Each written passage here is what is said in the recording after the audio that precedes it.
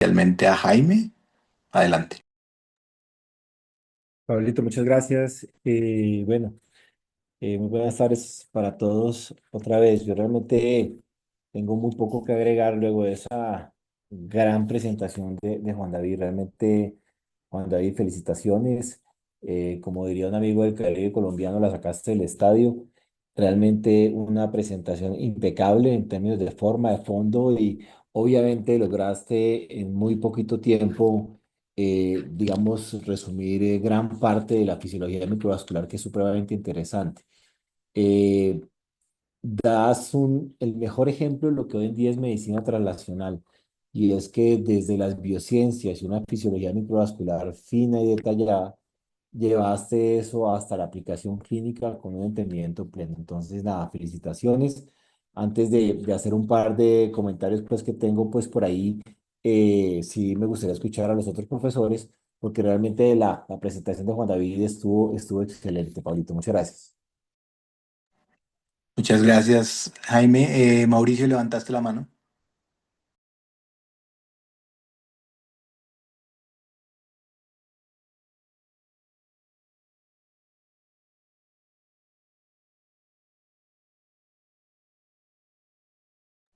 Ya tienes permiso, perdón que lo tenía bloqueado.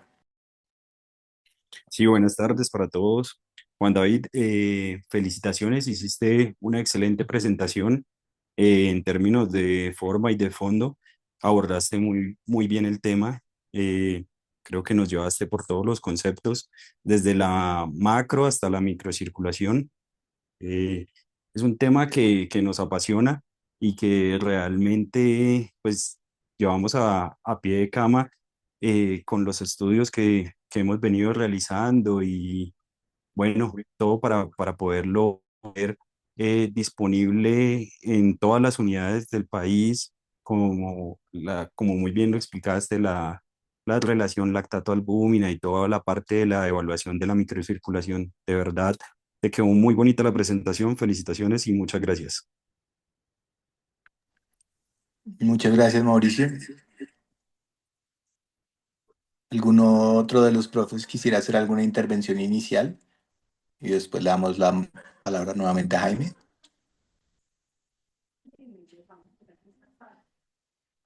Profe Mulet también te felicita.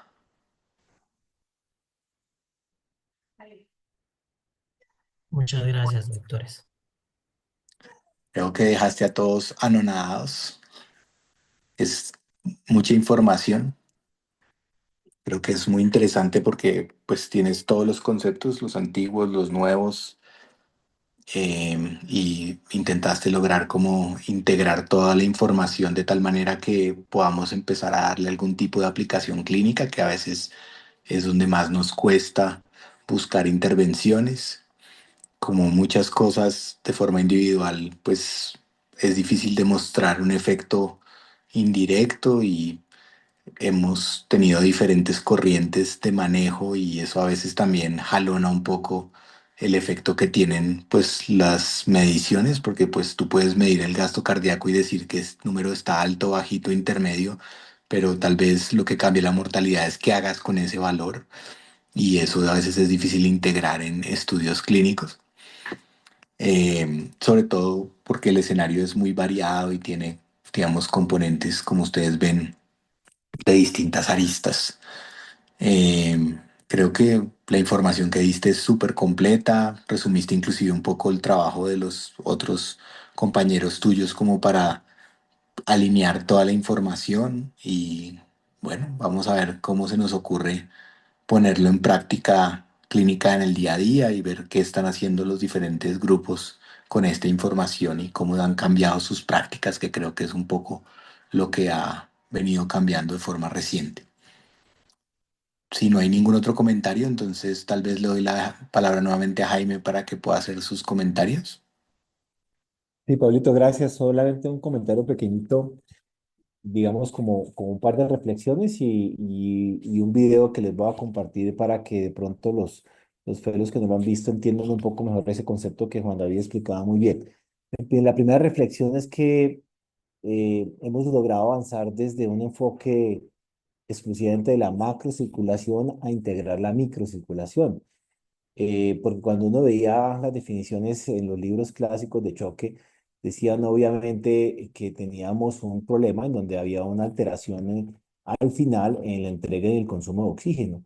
Y muchas veces nos concentramos solamente en el gasto cardíaco, en las variables de macro, sin de repente integrar la micro. Y ese avance en los últimos 5 años creo que ha sido bastante interesante, tanto en adultos como en niños, porque creo que todavía tenemos muchísimas cosas por aprender y por entender mejor. Desde lo que tú mencionabas de August Crowe, que es una teoría que habitualmente no se le reconoce mucho, ya hace 105 años que la escribió y le dieron el premio Nobel, pues por eso, de fisiología, y habitualmente se habla más de la ley de Fick y del principio de Fick como, digamos, dos cosas complementarias. Pero lo que August Crowe nos enseñó es el fenómeno de reclutamiento capilar, que luego entendimos que no era el único fenómeno que al final determina esa relación entre entrega y consumo de oxígeno. Presentaste muy bien cómo la velocidad del glóbulo rojo y esa heterogeneidad de la respuesta en estados de inflamación como la sepsis. Y lo que les quería compartir, pues, acá para ver el video, que creo que ya lo están viendo acá, y muchos de ustedes ya posiblemente lo han visto, pero creo que es una de las formas más bonitas de complementar un poco lo que nos estaba contando Juan David. Estas son imágenes que nuestro grupo ha obtenido de microcirculación sublingual. Este es un paciente en principio de la unidad de un posoperatorio, ¿no? Digamos como una variable normal. Miren ustedes lo que se ve acá, ese fenómeno de reclutamiento capilar que estamos hablando de August Crowe, que se abre y se cierra el capilar. Lo que ustedes ven pasando por acá son glóbulos rojos. Esos son las vénulas, las arteriolas, y aquí se ve y se abre y se cierra el capilar. Recordemos que solamente uno de cada 4 capilares está abierto, los demás están con capacidad de reclutamiento potencial. Y esto es lo que veíamos en un paciente con choque séptico, con osteomelitis, con estafilococo aureus documentado, y voy a ponérselos al tiempo para que veamos la diferencia en la microcirculación sublingual. Y eran los fenómenos que cuando hoy está describiendo de heterogeneidad, de alteración de la difusión, miren cómo ni siquiera se abren, no se cierran los capilares y cómo estos glóbulos rojos van más lento, intentando optimizar ese tiempo de la entrega de oxígeno. Entonces, no solamente es el reclutamiento capilar, sino el tiempo para entregar más oxígeno. Y ese paciente que estamos hablando tenía variables de macrocirculación normales, a expensas de soporte, pero normales. Presión arterial, frecuencia cardíaca, etcétera, etcétera. Un jugador de baloncesto prometedor de Cartagena. Pero el mensaje que quiero compartir con ustedes es este, y es el concepto de incoherencia hemodinámica, que hablaremos muchas veces en nuestras revisiones de fisiología, pero que acá clínicamente se ve muy bien y son con variables de macrocirculación normales, no garantizan que tengamos variables de microcirculación normal. Y acá ustedes alcanzan a ver que el concepto que inicialmente propuso August Crowe de reclutamiento capilar para optimizar esa relación oferta-consumo se ha extendido y se ha entendido un poco mejor frente a la velocidad del glóbulo rojo, frente a la capacidad de reclutar capilares adicionales, y frente al tema de inflamación más o menos. Creo que ese es un mensaje importante. Y el otro mensaje importante es cómo llevamos eso a la cabecera del paciente. Yo soy un convencido que la biomicroscopía sublingual por ahora solo debe estar destinada a trabajos de investigación, a aprender un poco más de la fisiología microvascular en niños particularmente, pero buscando llevar eso a surrogados o biomarcadores que en la cabecera del paciente nos permita pensar en microcirculación. Entonces ya sabemos que un tiempo llenado capilar estandarizado pues puede no solamente, si está prolongado, hablar de mala perfusión, sino alteración de la capacidad de reclutamiento capilar y también activación endotelial con degradación de glicocalis. Segundo, la relación lactato-albúmina que, digamos, compartía el trabajo Juan David, que hicimos con María Camila Pérez, que fue su tesis de grado, cómo esa relación mayor a 0,5 tenía una mejor capacidad predictiva, una área bajo la curva como cerca de 0,84, si no me falla la memoria, superior al lactato y el albúmina evaluada solos. Y cuando uno analiza esa relación, es la relación entre un biomarcador que en principio era considerado de hipoperfusión tisular como el lactato, frente a un biomarcador que en escenarios agudos es de inflamación, que es la albúmina. Entonces uno diría, bueno, perfusión e inflamación van de la mano y tenemos que entender un poco más y muchas veces nos sirven para entender esa situación.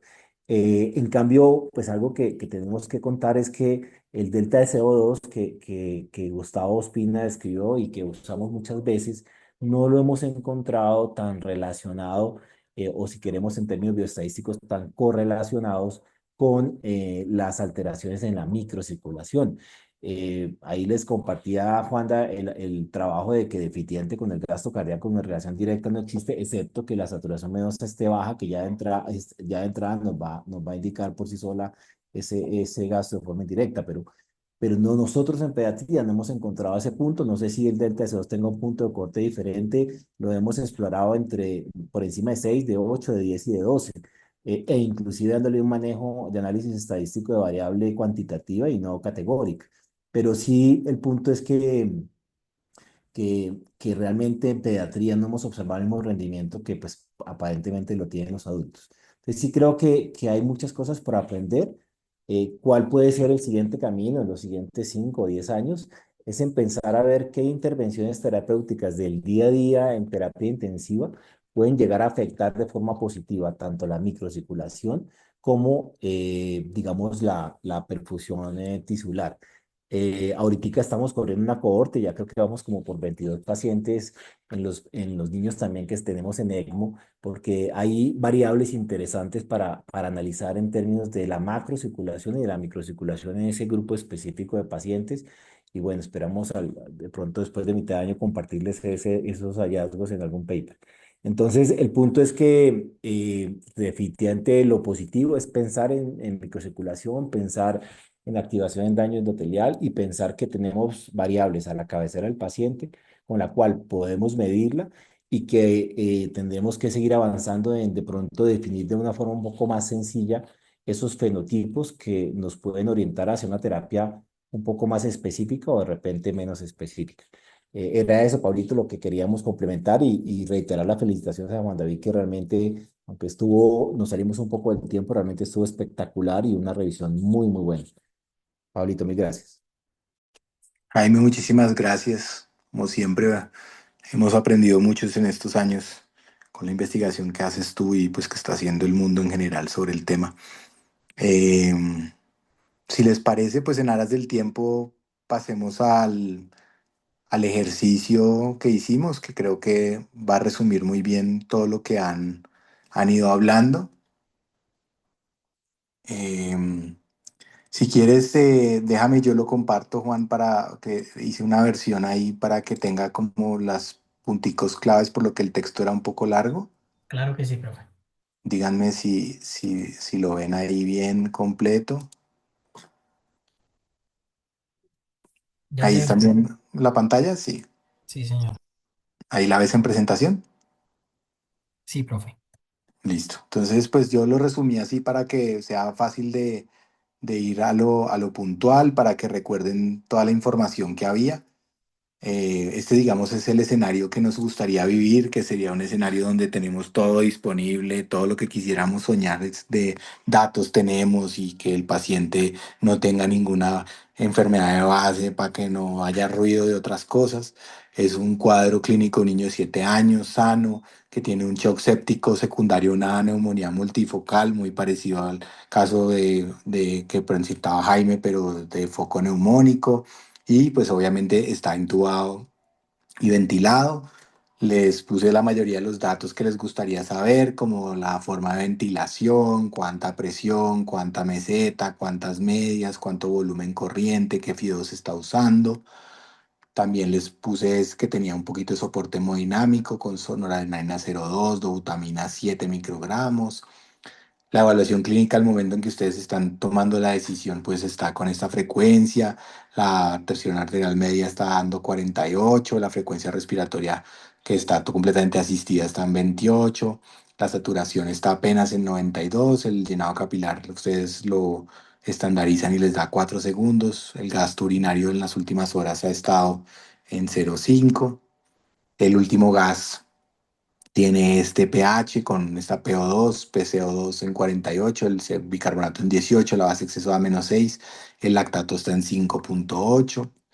Tienen inclusive un catéter de Swan-Ganz y le midieron la presión Le sacaron una sangre venosa mixta y tienen un contenido de oxígeno de 32, un contenido de CO2 de 58 y una saturación de 56. También le midieron los electrolitos y la albúmina y tienen 133, 4,2 de potasio, cloro en 108, el calcio ionizado en 1, la glucosa en 128, la albúmina en 2,8. Tienen además un ecocardiografista súper fino que les hace todo tipo de cálculos de función ventricular, o ustedes mismos hoy en día que somos ya muchos ecocardiografistas intensivistas. Entonces ahí tiene el FEBI en 50, la relación EA1-2, tiene una onda mitral en 0,85, una onda mitral en 0,71, la onda S tisular mitral que les dio en 5,6, una onda S septal en 6,8, un gradiente de regurgitación tricuspidea en 28, una presión media en 36.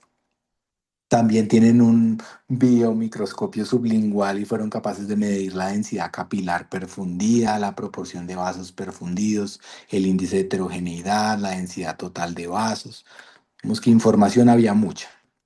Entonces la pregunta es, ¿cómo describirían la perfusión global de este paciente? Primera pregunta importante, creo que hay suficiente información para responderla. Si quieren hablen porque no estoy viendo los participantes.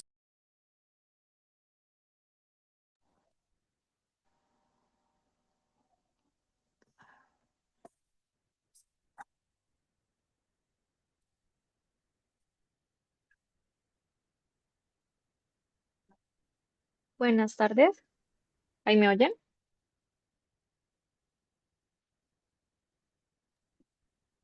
La- Bueno, María Camila Sosa de la Universidad de La Sabana. Entonces, básicamente yo lo que puse es que el paciente pues tiene un claro compromiso a nivel de su perfusión global cuando tenemos en cuenta tanto los parámetros macro como microcirculatorios. Entonces, por ejemplo, a nivel microcirculatorio lo podemos evidenciar con una presión venosa de oxígeno que está disminuida, lo cual pues nos va a sugerir un alto consumo de oxígeno o pues una disminución en la entrega o pues ambas cosas, que en este caso de este paciente es muy probable que sean ambas cosas porque pues está con un shock séptico de origen pulmonar que probablemente pues lo lleva a tener una disfunción tanto a nivel, digamos, vascular como pues a nivel de la entrega de oxígeno en los tejidos, como a la parte pues de la oxigenación a nivel pulmonar del intercambio gaseoso por el foco inicial de la sepsis.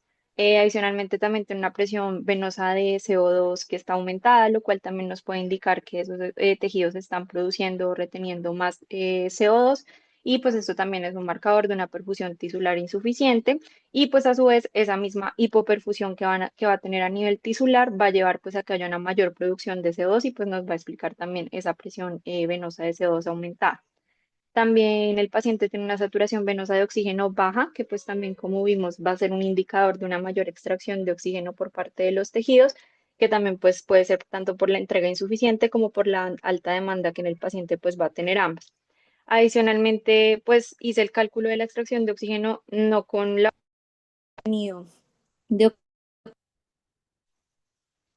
de como tal la hemoglobina para poder sacarlo, pero pues encontré que un subrogado que pues tiene, digamos, como una correlación importante es la saturación de oxígeno arterial menos la saturación de oxígeno venosa sobre la saturación arterial, que pues le daría un 39%, que pues según lo que ya vimos en la presentación nos habla de una extracción de oxígeno que también va a estar elevada pues por un mayor consumo a nivel de los tejidos. Adicionalmente, relacionado con lo que vimos de la presión venosa de dióxido de carbono aumentada, esto también nos puede explicar la hiperlactatemia con la que cursa el paciente, debido a que pues se está yendo más hacia un metabolismo anaerobio y pues esto nos va a llevar pues a que haya pues se vaya por la vía del piruvato y del lactato y pues no por la vía aerobia para la producción de energía, pues eso explicaría también la hiperlactatemia. Y del mismo modo, también pues el paciente pues tiene una relación lactato-albúmina que va a estar aumentada. Esa relación lactato-albúmina del paciente está en 2, que pues como ya vimos, tiene una relación importante con el tema de las alteraciones a nivel de la microcirculación. Hablando específicamente de la parte que explicaban como de los hallazgos en el videomicroscopio, pues entonces sí se correlaciona mucho con lo que vimos en los gases y con lo que vimos en el lactato y con lo que vimos en la relación lactato-albúmina, ya que vemos que tiene una densidad capilar perfundida de 12,8, la cual pues está disminuida y pues eso habla de un menor reclutamiento de capilares al que debería darse, sobre todo pues en el contexto de un paciente pues que está en choque. Encontré un punto de corte estimado que debería estar más o menos en 21,3, entonces pues nos hablaría de una alteración microvascular significativa que pues afecta a la perfusión tisular. Igualmente la proporción de vasos perfundidos está en el 68% y pues encontré que en individuos sanos en la videomicroscopía sublingual debería estar aproximadamente en un 99%. Entonces pues también nos habla de un parámetro pues de hipoperfusión. Y el índice de heterogeneidad de flujo también encontré que pues debería ser menor, está en 0,34, encontré un valor más o menos de 0,1 que sería como dentro de la normalidad, que pues también nos habla de una alteración a nivel de la microcirculación. Y todo esto pues se correlaciona con parámetros macrocirculatorios como una hipotensión que está presentando el paciente que incluso es refractaria a manejo vasoactivo, la taquicardia que está tratando de compensar y pues la diuresis que está en el límite inferior de la normalidad en 0,5 ya pues en oliguria casi anuria, que pues también nos puede hablar de una hipoperfusión a nivel renal que pues puede ser como un subrogado de la hipoperfusión general. Perfecto, María Camila. ¿Alguno vio algún otro detalle que quiera que de pronto se le haya pasado o alguna interpretación errónea que consideren que no debería estar ahí? Si necesitan ver algo más, me avisan. También les puedo pasar otra vez.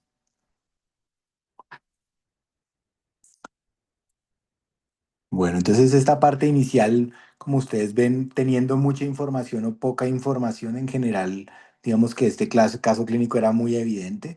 Importante que no hablen de incoherencia hemodinámica en este punto, que vi en algunos de las cosas que mandaron.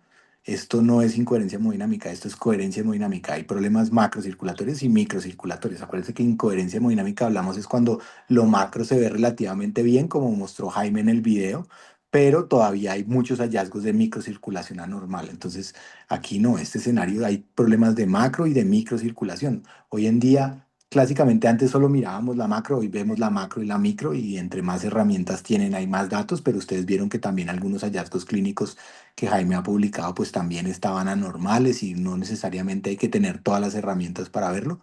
Pero vean cómo se ve cuando todas las herramientas se alinean y el escenario es, digamos, muy marcadamente anormal. ¿Listo? ¿Alguien se abrió por aquí un micrófono? Ya. Entonces, aquí lo importante era que vieran paso a paso, que no se dejen jalar por la tecnología, sino que se sienten a describir cada pedazo. Había muchos datos en la información global, en la tasa de extracción con saturaciones, que decía que había muchos hallazgos anormales, el delta de CO2 alto, eso. Últimamente, pues nos pasa mucho que a veces cuando hay más cosas más recientes, le paramos más bolas a las cosas más recientes y se nos olvidan las cosas básicas. Entonces ustedes ven aquí cómo todo se está correlacionando bien y la información global nos habla de que hay un problema grave de macro y microcirculación, ¿sí? Sin embargo, ustedes pueden decir, y por ahí Camila, por ejemplo, dijo, venga, no me pusieron la hemoglobina. Entonces, sí había algunas cosas que de pronto ustedes quisieran saber adicionales para poder tomar decisiones clínicas. De pronto, ¿qué otro dato quisieran saber o qué otra información hubieran querido solicitar? Luis, levantaste la mano. Hola, buenas tardes. ¿Ahí me escuchan? Sí, ahí te oímos bien.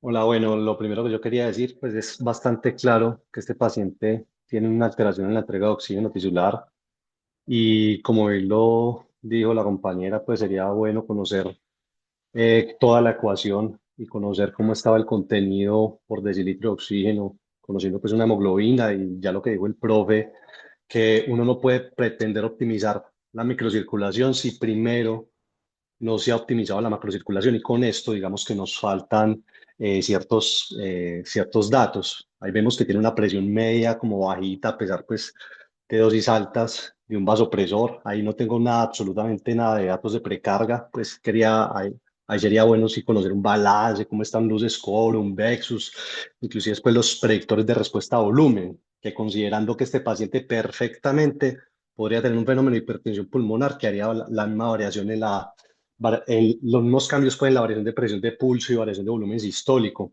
Si vemos pues que ahí dieron que no había como una presión sistólica en la pulmonar significativa, ese paciente perfectamente puede tener una mala contractilidad del ventrículo derecho y ahí no va a tener buenas presiones en la arteria pulmonar. Ahí sería pues bueno conocer como otros datos ecocardiográficos, un TAPS, un tiempo de aceleración de la pulmonar, si el septo está desviado o no.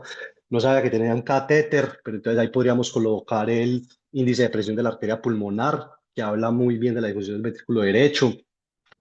O ahí también nos dan unos ciertos datos de la contractilidad en el eco, que veía que pues tenía una disfunción diastólica y la relación de la E sobre la E' estaba mayor a 10, pero hay varias condiciones pues que causan como ese fenómeno. Uno es una baja presión de perfusión coronaria, pues no creo que sea la causa, pero también si hay fenómeno de hipovolemia y hay un desbalance entre la masa ventricular y el volumen de fin de diástole del ventrículo, sí puede causar como ese fenómeno de disfunción diastólica.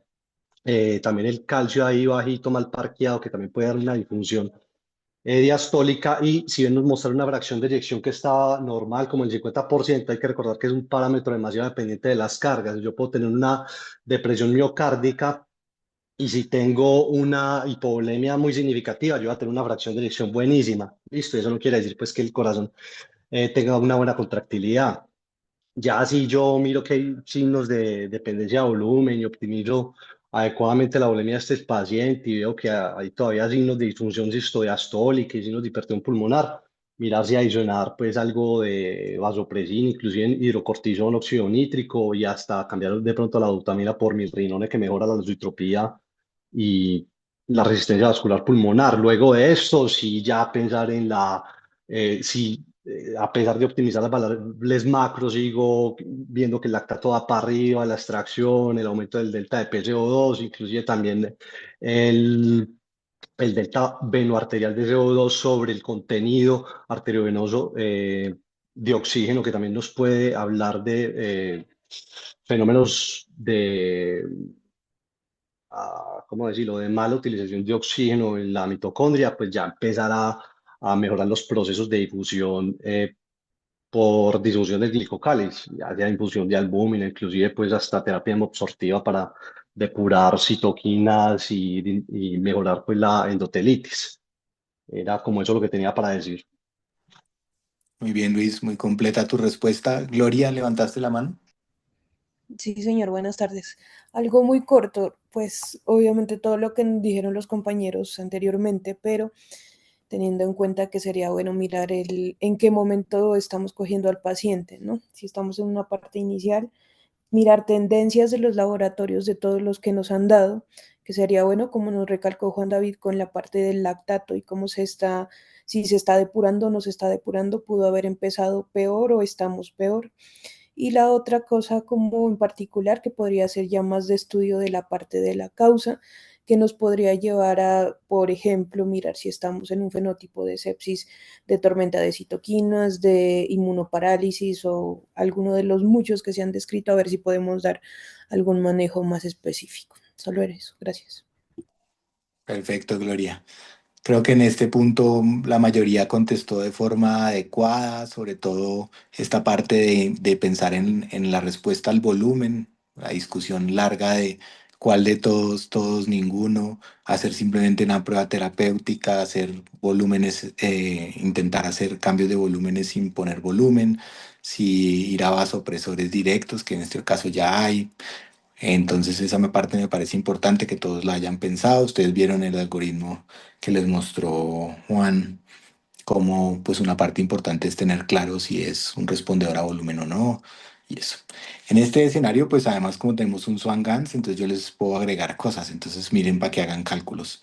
Les voy a agregar la superficie corporal, la tensión arterial en sístole y en diástole, el gasto cardíaco, que está calculado por termodilución, y la famosa hemoglobina que se le pasó al doctor a anotar en el, en los datos de laboratorio. Entonces, rápidamente, solamente por hacer el ejercicio, ¿cuánto les da aquí el DO2 y el VO2?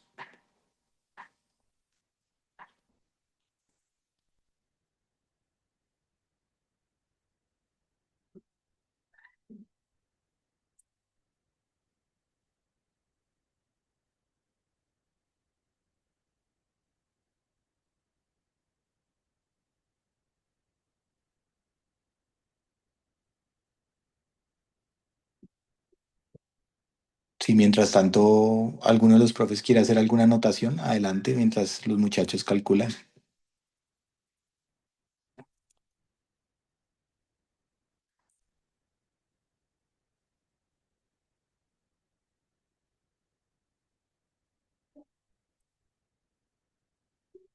El que le dé, que se lance al ruedo.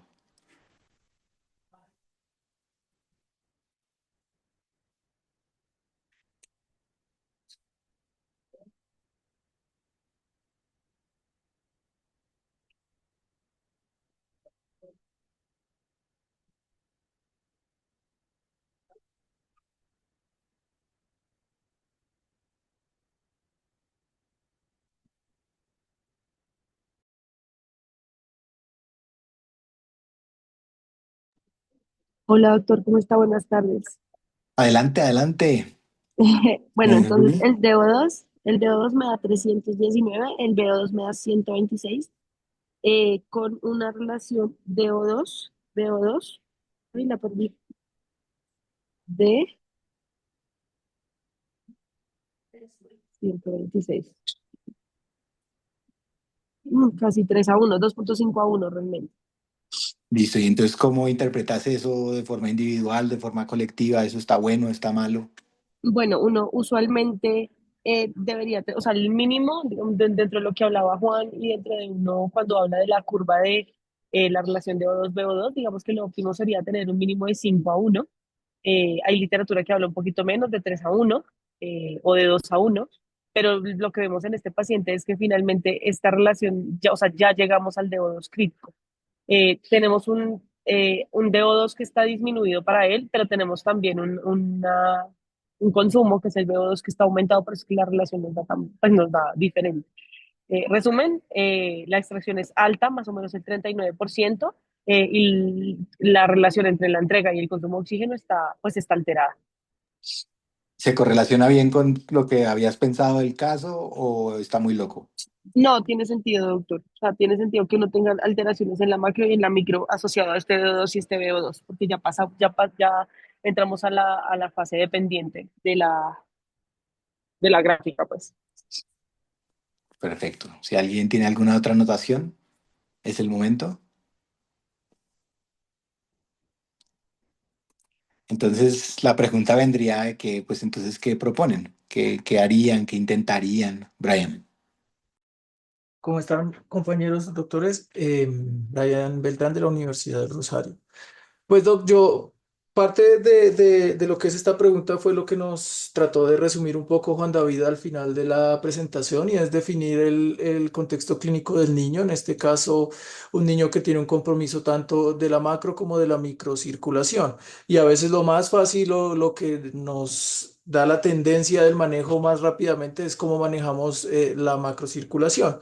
Entonces, mucho tiene que ver con lo que han dicho mis compañeros en la pregunta anterior y es definir si el paciente inicialmente es respondedor o no a cristaloides para poder optimizar un poco la tensión que ya vimos que está fuera de metas a pesar del soporte vasopresor, una dosis de noradrenalina que ya está, digamos, en una zona para pensar en empezar un segundo o hasta un tercer soporte vasoactivo, el inicio de hidrocortisona, si pensamos que hay algo de disfunción adrenal asociada que nos justifique esa falta de respuesta, o incluso el inicio temprano de azul de metileno si vemos que empieza a evolucionar hacia hacernos pensar en una vasoplegia. Y ya cuando hablamos como de medidas específicas para proteger o para manejar esta alteración microcirculatoria, entonces Luis ya había nombrado algunas de ellas. Lo primero, y que fue lo que yo también aclaré en la segunda pregunta, es saber con qué lo estamos reanimando, con qué ha sido reanimado hasta el momento, porque una de las medidas que ha sido bastante demostrada en la protección de la microcirculación es el uso de las soluciones balanceadas para evitar un poco lo que veíamos en la clase pasada, un poco evitar la hipercloremia y perpetuar la acidosis y el daño directamente del endotelio en el uso de soluciones no balanceadas, el inicio de medicamentos inodilatadores como el milrinone, por ejemplo, que sí se han demostrado en algunos estudios que ayudan en el reclutamiento de estos lechos microvasculares, disminuyen la heterogeneidad de este reclutamiento y mejoran los índices de perfusión a nivel microcirculatorio, el inicio temprano también de la infusión de albúmina y en este caso específico, pues un paciente que ya tenemos con hipoalbuminemia. Y y pues como hablaba Glorita, pues evaluar otras o la evolución de los marcadores en el tiempo. De pronto algo que faltó del contexto del caso clínico es cómo está la parte de la coagulopatía y si hay signos o no de microangiopatía o de CID asociados que nos justifiquen terapias específicas dirigidas a disminuir un poco esa estasis endotelial, el uso de anticoagulantes o cosas similares. Y ya pues en el artículo que nos mostraba Juan David, dependiendo ya muy específicamente del predominio de alguno de estos fenotipos, pues aparecerán manejos ya específicos como las transfusiones de plasma, el plasma fresco congelado. En adultos describen el uso de inhibidores del DPP4 como un poco el control de esta parte hiperinflamatoria, pero pues que ya dependeríamos de otros pues de la tendencia y del comportamiento del paciente. Entonces, en la fase inicial, yo diría para este paciente optimizar o evaluar si es respondedor a volumen, optimizar el soporte vasoactivo, seguramente empezar algún otro soporte vasoactivo al inicio temprano de milrinona y de albúmina y garantizar que al menos en esta reanimación inicial estemos con soluciones balanceadas. Perfecto, Brian. ¿Alguien haría algo diferente a Brian? ¿Algo que Brian hizo no haría o haría más cosas? ¿O más o menos está de acuerdo con la aproximación de Brian?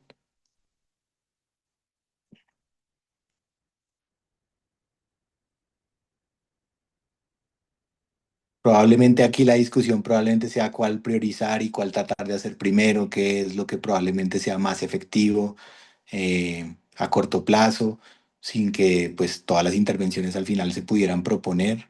Obviamente habrá que ensayarlas, muchas de ellas a veces no las toleran, no se puede, no hay tanta cosa que hay, más todo lo que no hemos todavía investigado el caso de profundidad.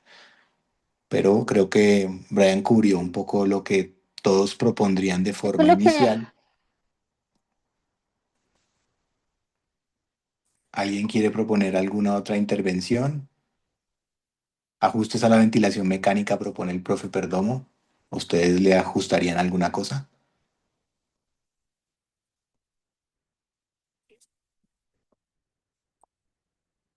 Bueno, entonces en principio yo les propongo, por ejemplo, que lo que sea que lograron ahí con un poquito de optimización y subieron el nootrópico, le pusieron adrenalina, le quitaron la butamina, le pusieron milrinone, lo que sea que hayan hecho, eventualmente logró que el gasto cardíaco subiera a 3.3 litros minuto. ¿Sí? O sea, ustedes dicen, pues lo estoy midiendo y quería subirlo y lo subí. ¿Listo? Entonces la pregunta sería, ¿ahora qué pasó con esa extracción, con ese DO2, con ese VO2, esa diferencia de subir de 2.5 a 3.3, qué impacto tuvo sobre la macrohemodinamia de ese niño?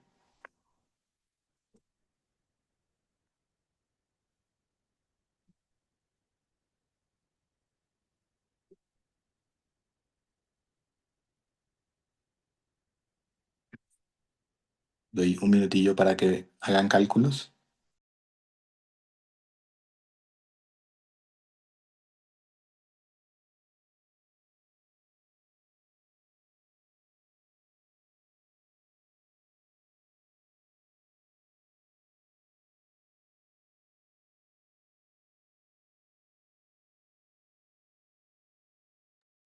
Doc, pero ahí no faltaría de pronto las nuevas saturaciones arteriales y venosas para los contenidos, a ver si hubo algún cambio, o lo basamos solamente con el cambio del gasto.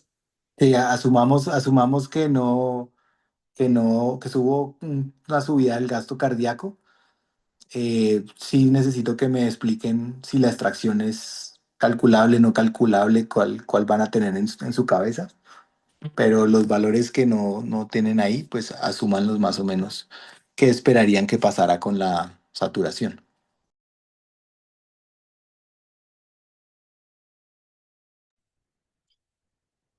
Pues ya que Brian lo comentó, si no hiciéramos ningún ajuste en la ventilación mecánica, sino solamente en la parte hemodinámica, ¿qué debería pasar con la saturación arterial y con la saturación venosa?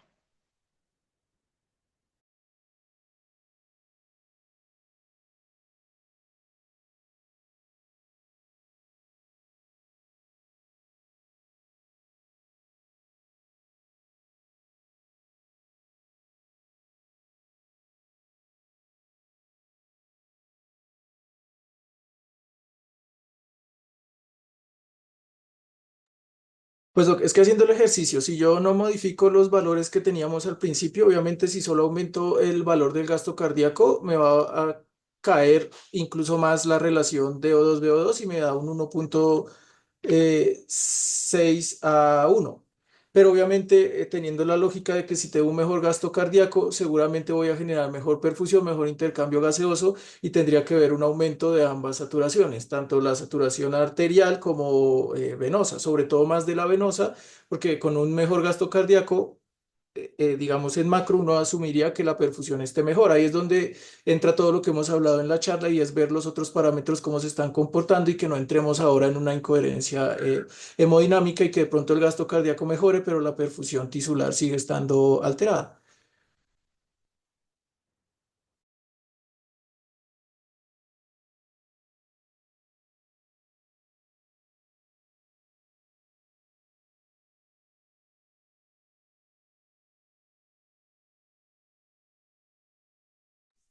Profe, perdón, se le cayó, no contestó, no digo.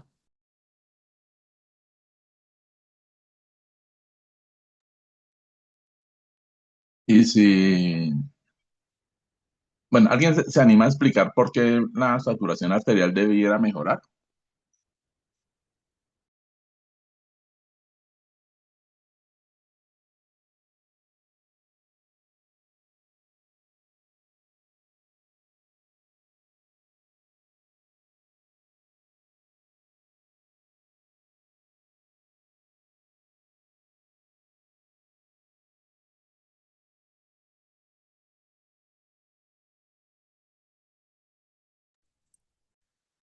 Dale, Glorita. Pues creo que esa saturación arterial debería mejorar porque pues el gasto cardíaco sistémico y el pulmonar en teoría son los mismos. Si yo logro mejorar el gasto cardíaco que estoy mandando a la circulación pulmonar, pues voy a permitir hacer mejor el intercambio gaseoso, así no le haya cambiado como tal yo algo a la ventilación, pero la perfusión de esas unidades alveolares, por ejemplo, las puedo reclutar las que se hayan visto afectadas por el choque. Entonces, en ese punto mejoraría la saturación arterial.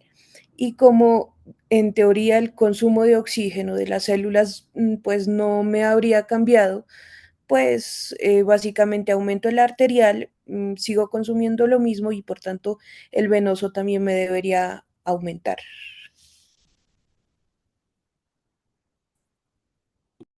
Aunque yo pienso un poquito diferente porque puede haber un escenario donde a pesar de la corrección de la macrocirculación con la mejoría del gasto cardíaco, no hayamos revertido completamente los otros escenarios que pudiesen producir acidosis y a pesar de que yo tenga un gasto cardíaco normal aumentando la concentración de oxígeno arterial, pues esa hemoglobina no suelte ese oxígeno. Entonces, por el pH bajo, esa curva de disociación de la hemoglobina está persistentemente hacia la derecha y eso se traduce, estaba aquí recapitulando el caso, a pesar de que tengo una PaO2 normal, las saturaciones arteriales siguen siendo bajas.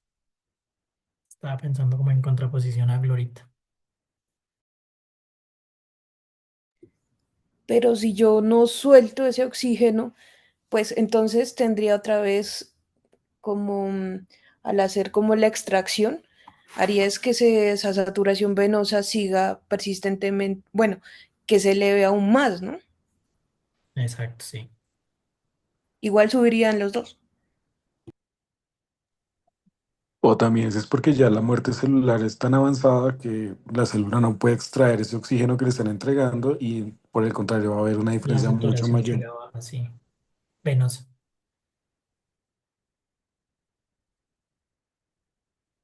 Si ustedes ven que objetivamente aumentaron el gasto cardíaco, pero no ven cambios en las ratas de extracción, ¿en qué deben pensar?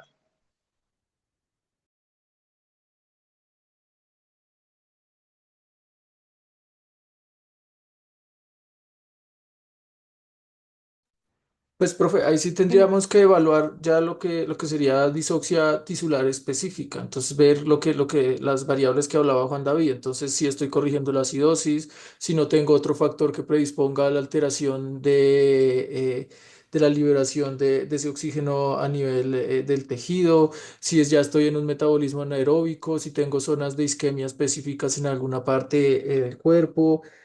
Em, Algo que me justifique que a pesar de que estoy llevando más oxígeno, pues la extracción y el metabolismo sigue elevado. Entonces tendría que hacer otras intervenciones para corregir la acidosis, mejorar el reclutamiento de estos lechos microvasculares y favorecer un poco la distribución de ese oxígeno, porque puede ser que esté pasando el fenómeno que nos mostró Juan David, y es que a pesar de que yo estoy llevando sangre oxigenada, no se recluta por completo el lecho vascular y lo que genero es un shunt de ese oxígeno y genero isquemia selectiva en los tejidos.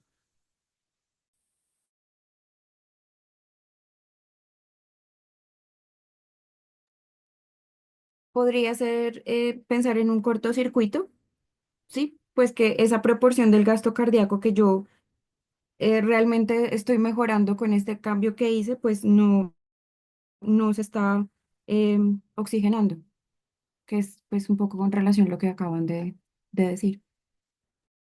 No, no te entiendo bien esa parte del cortocircuito. O sea, pues que estoy mejorando el gasto cardíaco, o sea, estoy mejorando como intentando mejorar la entrega de ese oxígeno. Sin embargo, pues por todos los cambios tisulares en la microcirculación, en el daño endotelial que probablemente ya tiene este paciente, pues finalmente no se está perfundiendo.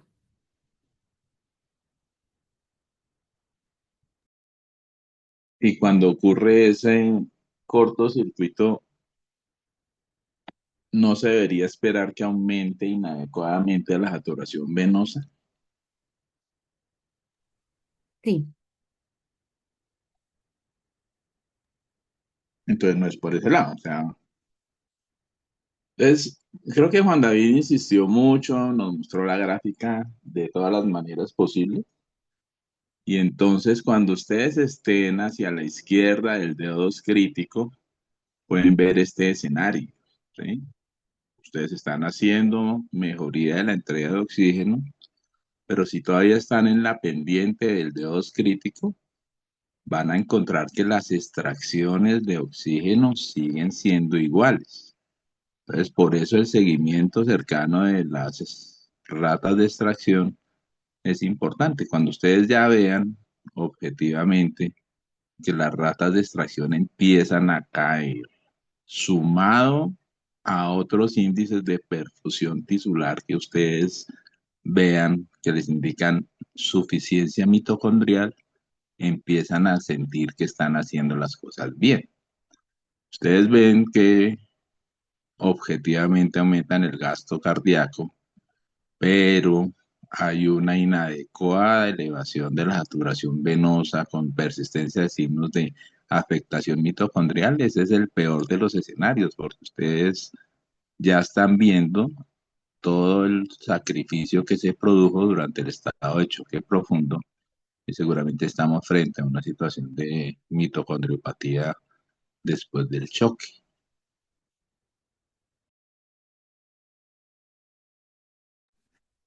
Profe, muchas gracias. Me ¿Se harás quedó claro? Sí, yo creo que sí.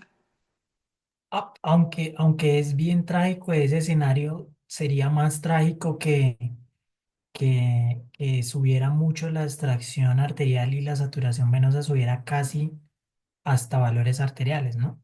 Porque tal vez, aunque el escenario que menciona el profe Perdomo es que si sube lo arterial y baja lo venoso, yo diría que hay un escenario de sufrimiento mitocondrial, pero no muerte celular programada o piroptosis o apoptosis o cualquier mecanismo que sea, tanto como el que las saturaciones arterial y venosa se igualen. Diferente a un contexto de cardiopatía, ya sería como el punto final del cese energético celular. No sé si el profe, perdón, está de acuerdo o tiene Yo creo algún... que ahí lo entendiste al revés, Juan. En principio lo que dice el profe es que la extracción baje, o sea, que la extracción aumente es un buen signo, porque quiere decir que ya saliste del dedo 2 crítico y Ah, que de acuerdo, ahora el paciente puede extraer todo lo que sí quería de oxígeno. de En acuerdo. cambio, si se te queda alta la venosa o no cambia mucho la extracción, pues tú dices, pero por qué no aumentó la extracción? Eso quiere Ah, decir no, que todavía sí, estás muy a la izquierda del dedo 2 crítico. de acuerdo, No sé profe. si así es más claro. Sí es. Entonces, en este escenario ustedes encuentran un niño que tiene signos de hipoperfusión, porque obviamente tienen unas extracciones de oxígeno elevadas y tienen un marcador de hipoperfusión muy marcadamente elevado, que es el lactato. Entonces, cuando inician la reanimación, si ustedes no notan que hay una disminución de la rata de extracción, ustedes deben asumir que están subiendo la rampa de el D2 crítico y todavía no han llegado al D2 crítico. Cuando lleguen al D2 crítico y empiecen a notar que las ratas de extracción empiezan a disminuir sumado a la depuración del lactato, entonces ustedes pueden empezar a sentir que ya se están desplazando por la parte plana de la curva de entrega-consumo de oxígeno hacia la derecha. Si eso se suma a depuración del lactato, mejoría de la acidosis, disminución de la brecha de CO2, ustedes empiezan a tener algún grado de optimismo transitorio, porque no saben qué va a pasar en las 24 a 72 horas siguientes del riesgo de falla orgánica múltiple. Pero el peor escenario es ver cómo las ratas de extracción pudieran disminuir, pero el lactato sigue aumentando, los signos de perfusión clínica que ustedes están evaluando no mejoran y eso es el signo de que la mitocondria se está apagando, porque las mitocondrias apagadas no consumen oxígeno y eso ustedes lo van a ver en una elevación inadecuada de la saturación venosa de la endorfina.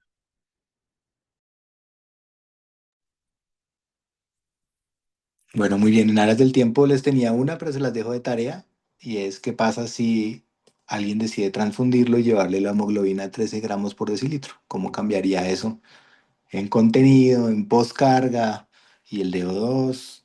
¿Qué tanto cambia ese escenario? Se los dejo de tarea, lo pueden mandar si quieren al correo, hagan el ejercicio, más o menos como hicimos el ejercicio anterior, pueden suponer lo que quieran, simplemente escribanlo. Otico. Y le puede sumar ahí qué puede pasar con la curva de disociación de la hemoglobina después de la transfusión. Uf, Eh, Nada, yo quería decir que creo que finalmente cuando David y Iván mencionan que tener tasas de extracción muy bajitas con microperfusión muy mala, pues terrible. Y una cosa que ocurre cuando ocurre la muerte celular es que hay un momento transitorio en que empiezan a soltar el soporte vasoactivo. Entonces, todo pues es muy dinámico y yo quedo muy contento con el ejercicio de hoy porque creo que hay un alto nivel de conocimiento en este tema de parte de todos. Muchas gracias. muchas gracias, Soto. Muchas gracias a todos. Nos vemos en 8 días. Cuídense mucho. Chao, chao. Buena tarde. Gracias. Hasta luego.